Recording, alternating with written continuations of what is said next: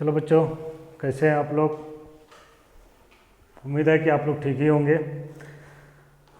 जैसा कि हम लोग पिछले कुछ वीडियो से द सॉलिड स्टेट को पढ़ रहे हैं, तो सॉलिड स्टेट में हम लोग पढ़ते हुए पहुंच गए हैं आज सबसे लास्ट टॉपिक में, द सॉलिड स्टेट जो 12 का फर्स्ट चैप्टर है। इसमें हम लोग पढ़ते हुए पहुंच गए कहाँ पर, सबसे लास्ट टॉपिक है magnetic properties of solid. Magnetic properties of solid, इस टॉपिक में हम लोग देखेंगे किसी भी सब्सटेंस के मैग्नेट के बारे में कि उसमें किस तरह से मैग्नेटिक बिहेवियर दिखाता है। आप सबको पता है कि दुनिया में जितना भी चीज़ है जिसको हम लोग देख पा रहे हैं और जिसको नहीं देख पा रहे, वो सब किससे बना हुआ है? एटम से। और किसी भी एटम का 3 सब एटॉमिक पार्टिकल होता है। क्या क्या? इलेक्ट्रॉन, प्रोटॉन और न्यूट्रॉन। ठीक है। इसमें से आपको यह भी पता है कि किसी भी एटम का जो भी न्यूक्लियस होता है उसके चारों ओर उसके क्या होते हैं? सेल होते हैं। ठीक है, इस तरीके से, जिसमें से इस न्यूक्लियस में ये लोग दोनों पाया जाता है। ठीक है। और इन ऑर्बिट्स में कौन रहता है? इलेक्ट्रॉन। इस ऑर्बिट्स में कौन रहता है? इलेक्ट्रॉन। आपको यह भी मालूम होगा कि ये जो इलेक्ट्रॉन होता है ना, ये इलेक्ट्रॉन जो नेगेटिव चार्ज होता है, नेगेटिव, और ये होता है आपका पॉजिटिव, और ये होता है न्यूट्रल। तो ये नेगेटिव चार्ज पार्टिकल क्या करता है? कंटिन्यूअसली इस ऑर्बिट में न्यूक्लियस के चारों ओर चक्कर लगाते रहता है। तो चारों ओर न्यूक्लियस के चक्कर लगाने की वजह से इलेक्ट्रॉन क्या करता है?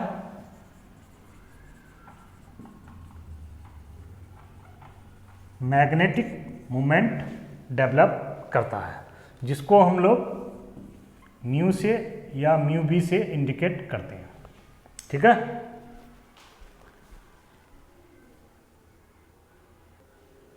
और ये मैग्नेटिक मोमेंट क्या होता है?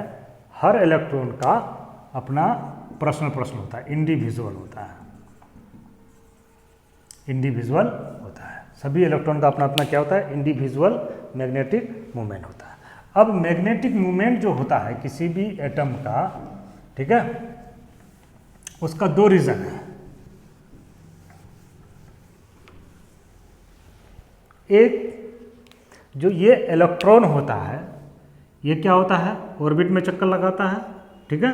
और साथ में ये अपने ही एक्सिस पर क्या करता है? मूवमेंट करता है। तो 2 रीजन है मैग्नेटिक मूवमेंट के डेवलप होने का। तो हम फर्स्ट रीजन में अगर बात करेंगे तो हम कह सकते हैं orbital motion of electron, orbital motion of electron, इसमें लगा दीजिए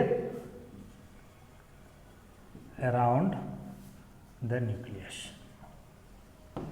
ठीक है। अगर हम लोग इसको देखेंगे तो मान लेते हैं कि ये हमारा क्या हो गया? वो ऑर्बिट हो गया, जिसमें क्या करेगा? इलेक्ट्रॉन चक्कर लगाएगा। ठीक है।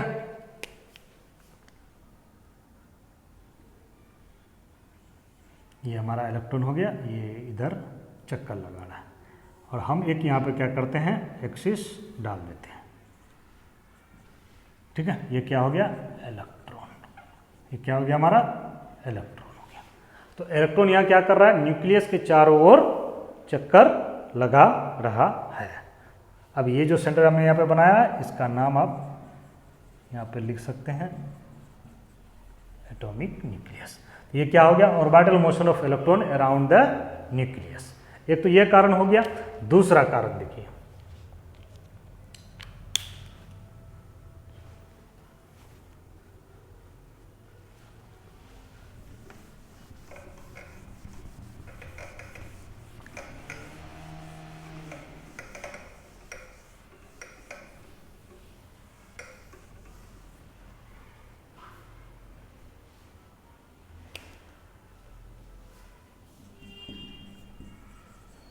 स्पिन ऑफ इलेक्ट्रॉन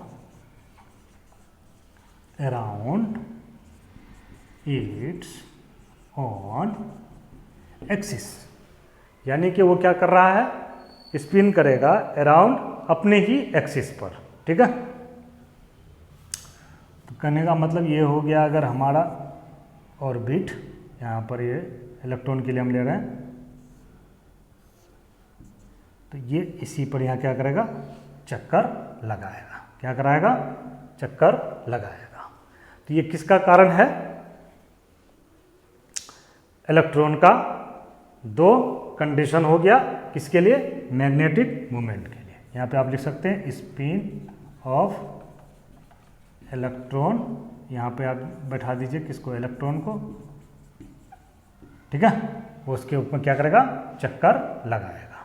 तो पहला कंडीशन क्या हो गया, orbital motion of electron around the nucleus, जो न्यूक्लियस के चारों ओर चक्कर लगा रहा है, और ये क्या हो गया, जो अपने ही एक्सिस पर लगा रहा है। नहीं समझ में आ रहा है, फिर से ये देखिए, ये न्यूक्लियस हो गया, ये ऑर्बिट हो गया। ठीक है, मैं दो ऑर्बिट यहाँ पे ले रहा था। यहाँ पे हमारा मान लेते क्या होता है, कोई एक इलेक्ट्रॉन है ना, ये नेगेटिव चार्ज इलेक्ट्रॉन है, तो ये एक चक्कर तो ये लगा ही रहा है, साथ में क्या कर रहा है, ये यहीं पर मोशन कर रहा है। जैसे कि सूर्य के चारों ओर पृथ्वी चक्कर लगाती है ना। पृथ्वी क्या होता है, अपने ही एक्सिस पर क्या करता है, लगातार चक्कर लगाता है, इस तरह से घूमते रहता है ना, स्पाइनिंग मोशन। और उसके बाद अगर मान लेते हैं कि ये सूरज है, तो ये इस तरह से घूमता हुआ इसके चारों ओर घूमते रहता है। ठीक है, तो इस तरह स्पैनिंग मोशन भी हो रहा है, और फिर वो क्या करता है, सूर्य के चारों ओर भी चक्कर लगाता है। तो ये दो रीज़न है किसी भी इलेक्ट्रॉन के मैग्नेटिक मोमेंट के लिए। मैग्नेटिक मोमेंट इन्हीं दो कारणों से क्या होता है, क्रिएट होता है हर इलेक्ट्रॉन का। ठीक है,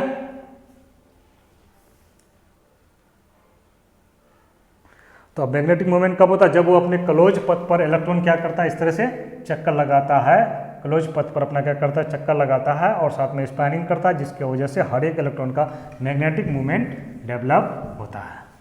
तो इस आधार पर सभी एटम्स को 5 कैटेगरीज में क्लासिफाइड किया गया है। किसके लिए, मैग्नेटिक प्रॉपर्टीज के लिए। इसको हम लोग आगे देखते हैं, जो हमारा बोर्ड एग्जाम में या कंपटीशन में बराबर पूछा जाता है इससे क्वेश्चन। ठीक है, मैं आपको उसको आगे दिखाता हूँ, प्रॉपर्टीज कौन हमारा क्या होगा और क्यों होगा, इसके बारे में बताएंगे। अगर आपने अभी तक हमारा चैनल को सब्सक्राइब नहीं किया है, तो चैनल को सब्सक्राइब कर ले, बेल आइकन को प्रेस कर ले, ताकि मेरा हर वीडियो का नोटिफिकेशन सबसे पहले आपको मिलता रहे, ताकि मेरा जितना भी वीडियो आ जाए जिसमें मैं क्वेश्चन वगैरह ऑब्जेक्टिव सारा चीज़ बताऊँ, वो सारा चीज़ आपको मिले। इसलिए आप चैनल को सब्सक्राइब करना नहीं भूलिएगा, बेल आइकन को प्रेस करना भी नहीं भूलिएगा। तो इसको 5 कैटेगरीज में कन्वर्ट किया गया है। अब वो 5 कैटेगरीज क्या क्या है। At first, paramagnetic substance. दूसरा, डायमैग्नेटिक सब्सटेंस। तीसरा,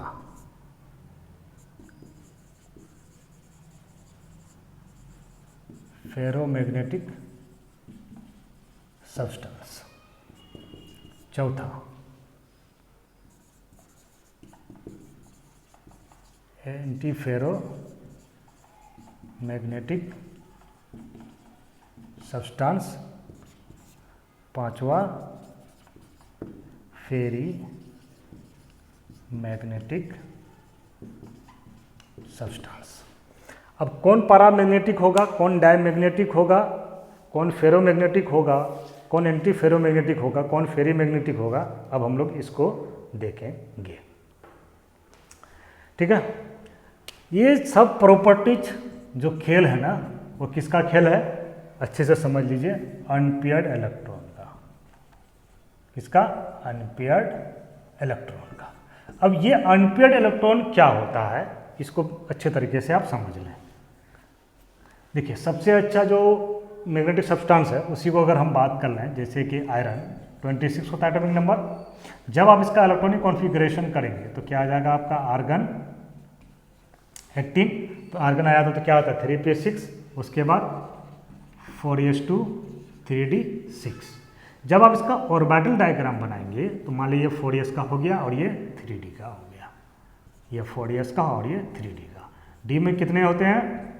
5 बॉक्स और s में 2। तो यहाँ पर देखिए अब s में 2 इलेक्ट्रॉन है, हम इसको एक क्लॉकवाइज एक एंटी क्लॉकवाइज, और d में 6 इलेक्ट्रॉन है, पहले क्लॉकवाइज भर लेंगे, सब में भर दिया और ये एंटी क्लॉकवाइज। तो आप देख पा रहे होंगे कि इसमें 4 अनपेयर्ड इलेक्ट्रॉन है, ठीक है। यही अनपेयर्ड इलेक्ट्रॉन का खेला है सारे सब्सटेंस में उसके मैग्नेटिक प्रॉपर्टीज को दिखाने के लिए। अब जिसमें जितना ज़्यादा अनपेयर्ड इलेक्ट्रॉन होगा वो उतना ही क्या कहता है, फेरोमैग्नेटिक होगा या फिर वो मैग्नेटिक प्रॉपर्टीज को दिखाएगा। तो अब हम बात करते हैं कि पैरामैग्नेटिक कौन होगा। तो आपका समझने के लिए आप पहले यूँ जान लीजिए कि जिसमें अनपेयर्ड इलेक्ट्रॉन की संख्या क्या होगा, कम होगा, वो हमारा पैरामैग्नेटिक होगा। कहने का मतलब ये हो गया कि जो मैग्नेटिक फील्ड की ओर, कौन, मैग्नेटिक फील्ड की ओर वीकली अट्रैक्ट होगा। अट्रैक्ट तो होगा लेकिन कैसा होगा, वीकली, कमजोर रूप से, तो वो हमारा पैरामैग्नेटिक होगा, ठीक है। जो फिर से एक बार सुन लीजिए कि जो मैग्नेटिक फील्ड की ओर क्या होगा, वीकली अट्रैक्ट होगा, वो हमारा पैरामैग्नेटिक होगा। और जो मैग्नेटिक फील्ड से वीकली रिपेल होगा वो डायमैग्नेटिक होगा। वो क्या होगा आपका, डायमैग्नेटिक होगा, ठीक है। और फेरोमैग्नेटिक क्या होगा कि जो मैग्नेटिक फील्ड की ओर स्ट्रोंगली अट्रैक्ट होगा, जो मैग्नेटिक फील्ड की ओर क्या होगा, स्ट्रोंगली अट्रैक्ट होगा, वो हमारा फेरोमैग्नेटिक हो जाएगा। इन दोनों की बात को हम बाद में करते हैं। अब यहाँ समझते हैं, इसमें अनपेयर्ड इलेक्ट्रॉन कम होगा जिसमें, तो वो पैरामैग्नेटिक हो जाएगा। और जिसमें इसका मतलब डायमैग्नेटिक, जो वीकली रिपेल्ड होगा, इसका मतलब अनपेयर्ड इलेक्ट्रॉन इसमें क्या है, ना के बराबर है, तो वो क्या हो गया हमारा डायमैग्नेटिक। और फेरोमैग्नेटिक कौन हो जाएगा, जिसमें अनपेयर्ड इलेक्ट्रॉन बहुत ज़्यादा हो, जैसा कि आप यहाँ पर आयरन देख रहे हैं, तो ये हमारा क्या हो गया, फेरोमैग्नेटिक हो गया, ठीक है। अगर आप एग्जाम्पल की बात करेंगे,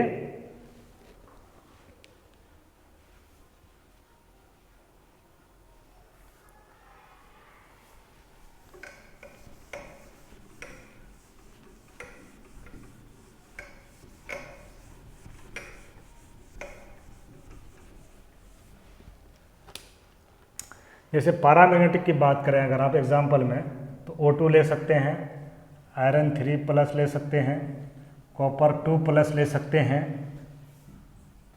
क्रोमियम ऑक्साइड ले सकते हैं, टाइटेनियम ऑक्साइड ले सकते हैं, ठीक है। ये सब आपका क्या हो गया, पैरामैग्नेटिक।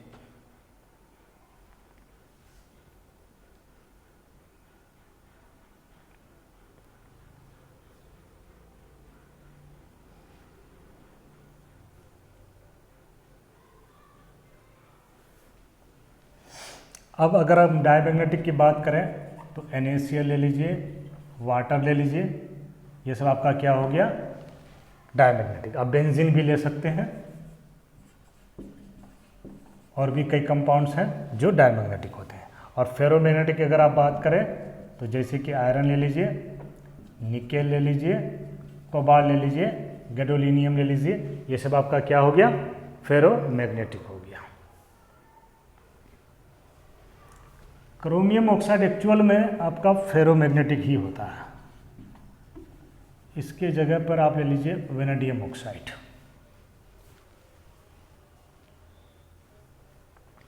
वेनेडियम ऑक्साइड ले लीजिए, टाइटेनियम ऑक्साइड ले लीजिए, जो भी लीजिएगा ये सब भी आ जाएगा। वेनेडियम ऑक्साइड ले लीजिए, टाइटेनियम ऑक्साइड ले लीजिए, ETC, ये सब आप ले सकते हैं, ठीक है। तो वो आपका क्या हो गया, पैरामैग्नेटिक, ये हो गया डायमैग्नेटिक, और ये हो गया फेरोमैग्नेटिक। तो अब बात ये हो गई कि पैरामैग्नेटिक कौन होगा, जो मैग्नेटिक फील्ड की ओर वीकली अट्रैक्ट होगा वो पैरामैग्नेटिक हो जाएगा, जैसे ये सब एग्जाम्पल आ गया। डायमैग्नेटिक कौन होगा, जो वीकली रिपेल्ड होगा, किससे, मैग्नेटिक फील्ड से, जैसे कि आपके पास अगर एक मैग्नेट हो तो वो। दूसरा, फिर तीसरा बात आ गया फेरोमैग्नेटिक सब्सटेंस, जो मैग्नेटिक फील्ड की ओर स्ट्रांगली अट्रैक्ट होगा, वो आपका क्या हो जाएगा, ferromagnetic. As for example iron, nickel, cobalt, gadolinium, chromium dioxide etcetera. अब हम बात करेंगे एंटी फेरोमैग्नेटिक का बात। एंटी फेरोमैग्नेटिक में अनपेयर्ड इलेक्ट्रॉन तो होता है, अनपेयर्ड इलेक्ट्रॉन तो होता है, लेकिन इसका डायरेक्शन क्या होता है, ऑपोजिट होता है। तो ऑपोजिट होने के वजह से क्या करता है कि ये एक दूसरे के मैग्नेटिक पावर को डिस्ट्रॉयड कर देता है। मैग्नेटिक पावर को क्या कर देता है, डिस्ट्रॉयड कर देता है। मैं अभी इसका आपको डोमेन भी दिखाऊंगा, फिलहाल आप एग्जांपल देख लें। MnO2 ETC, Mn2O3 भी आप ले सकते हैं, वो सब। अब हम बात करेंगे फेरी मैग्नेटिक सब्सटेंस का। फेरी मैग्नेटिक सब्सटेंस जो आपका होता है, ये मैग्नेटिक फील्ड की ओर वीकली कह सकते हैं आप, ये अट्रैक्ट होता है। ठीक है, फेरी मैग्नेटिक को अगर आप गर्म करेंगे तो ये आपका क्या बन जाएगा, फेरो मैग्नेटिक बन जाएगा। तो इसलिए इसमें कह सकते हैं आप कि फेरी मैग्नेटिक जो हमारा होता है, ये मैग्नेटिक फील्ड की ओर वीकली अट्रैक्ट होता है। जैसे कोई भी अगर आप डाइवेलेंट मेटल वाला मैग्नेटाइट ले लें या फेराइट ले लें तो वो आपका क्या हो जाएगा, फेरी मैग्नेटिक हो जाएगा। एज फॉर एग्जाम्पल्स Fe3O4, ये क्या हो गया आपका, मैग्नेटाइट है ना। इसी तरह मेटल अगर वाला ले लेंगे तो जैसे कि M हो गया Fe2O4, और M की जगह में क्या क्या आ जाएगा आपका, जैसे कि मैग्नीशियम ले लीजिए, जिंक ले लीजिए, ETC। कॉपर भी आप ले सकते हैं, मैग्नीशियम, जिंक, कॉपर, ये सब आपका कोई भी डाइवेलेंट होना चाहिए। क्या होना चाहिए, डाइवेलेंट, जिसका क्या हो, वैलेंसी 2 हो। इस तरह का कोई भी आप कंपाउंड लेंगे तो वो क्या हो जाएगा, फेरी मैग्नेटिक हो जाएगा। तो इसको हम लोग क्या बोलते हैं, फेराइट। इसको क्या बोलते हैं हम लोग, फेराइट बोलते हैं। ठीक है, तो ये इसका एग्जाम्पल हो गया। यही चीज़ आपको अक्सर एग्जाम में पूछा जाता है कि इनमें से कौन, अब इनमें से एक एग्जाम्पल ले लिया, यहाँ से एक एग्जाम्पल ले लेगा, यहाँ से ले लेगा, यहाँ से ले लेगा। अब ये 4 ले लिया, इनमें से कोई एक दे देगा और पूछ देगा कि पैरामैग्नेटिक कौन है, या फिर पूछ देगा डायमैग्नेटिक कौन है, या पूछ दिया आपको फेरोमैग्नेटिक कौन है, या फिर आपको पूछ दिया एंटी फेरोमैग्नेटिक कौन है। तो ये आप आसानी से आंसर दे सकेंगे। अब हम इसमें देखते हैं इसके डोमेन के बारे में। जैसा कि मैंने आपको कहा कि इसमें अनपेयर्ड इलेक्ट्रॉन की संख्या बहुत कम होगी, है ना। तो इसका मैं एक एग्जांपल लेकर के आपको दिखा दूंगा। ठीक है, फिर इसमें भी मैं बात करूंगा। तो इसलिए चलिए देखते हैं आगे क्या होता है, सबके डोमेन पर बात करते हैं। अगर आप लोग को ये सब एग्जाम्पल उतारना हो तो आप उतार सकते हैं।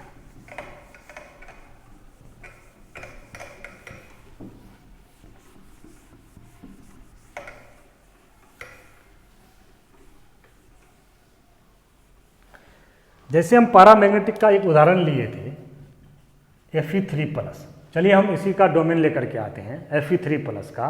तो आयरन का टोटल कितना होता है, 26।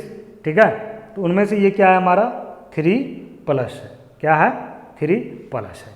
तो इसका अगर हम इलेक्ट्रॉनिक कॉन्फ़िगरेशन ऑर्बिटल डायग्राम देखें तो वो क्या हो जाएगा, हमारा आयरन 26 - 3, तो इसका आ गया हमारा आर्गन 18, 4s2, 3d6 होता है। तो 3d6 होने पर क्या हो गया कि अब ये 3 माइनस जा रहा है, तो पहले ये दोनों इलेक्ट्रॉन जाएगा, फिर ये इलेक्ट्रॉन जाएगा। ठीक है, फिर इसका एक इलेक्ट्रॉन जाएगा, तो 3 इलेक्ट्रॉन चला जाएगा, तो अब बच जाएगा कितना, 5 इलेक्ट्रॉन।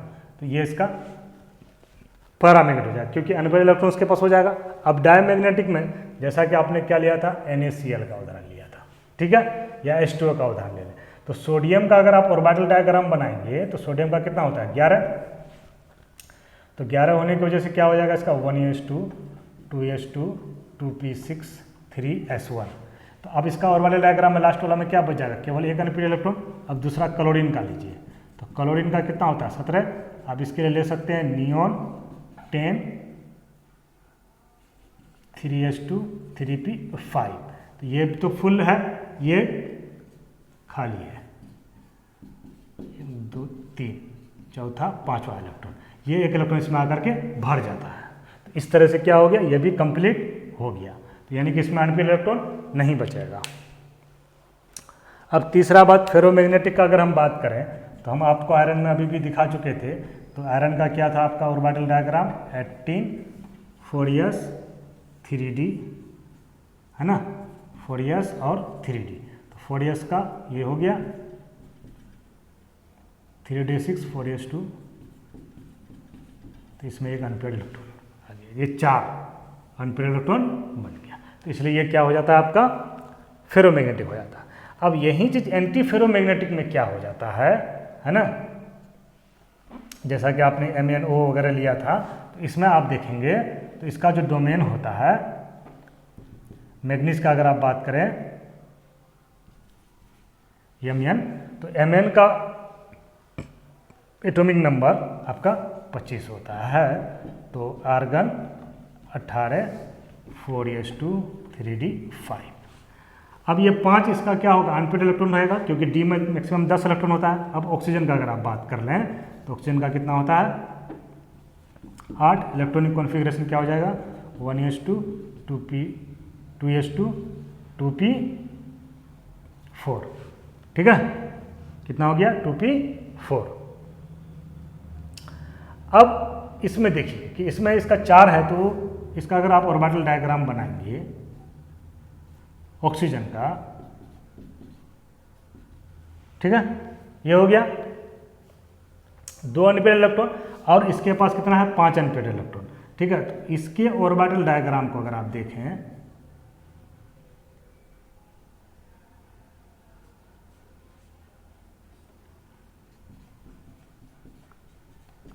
ये हो गया, तो ये 2 इसके साथ में कहीं पर भी फुल हो जाएगा या इधर वाला 2, लेकिन 3 अनपेड इलेक्ट्रॉन इसका क्या हो जाएगा बच जाएगा, इसके वजह से ये दिखाएगा। लेकिन अब ये किस तरह से बर्बाद होता है उसको देखिए। अगर इसका आप ऑर्बिटल डायग्राम को देखेंगे तो हो क्या जाता है इसका,